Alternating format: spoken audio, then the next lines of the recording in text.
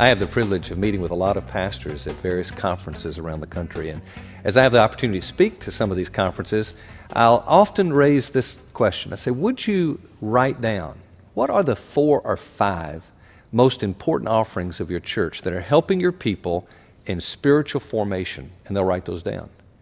Then I'll say, let's come up with a composite description among all of us what we think a mature and equipped follower would look like. Let's just describe them, and we'll throw out ideas until we get a pretty good description.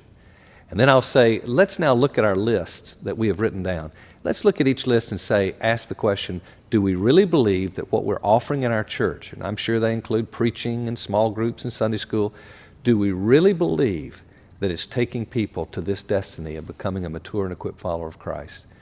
And I'll ask, how many of you honestly think that is the case? And I may have 3, 4, 5 out of 50, 100 people that might raise their hand.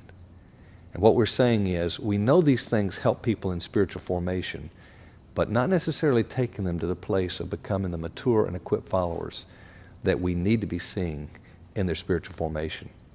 We'd like to invite you to our conference coming up, Transformation 09, where we'll have an opportunity to explore these and other very important issues related to spiritual formation.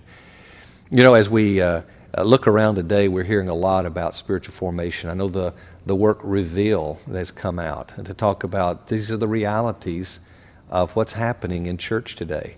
And I think we as pastors are saying we need to find an answer to get people to spiritual formation.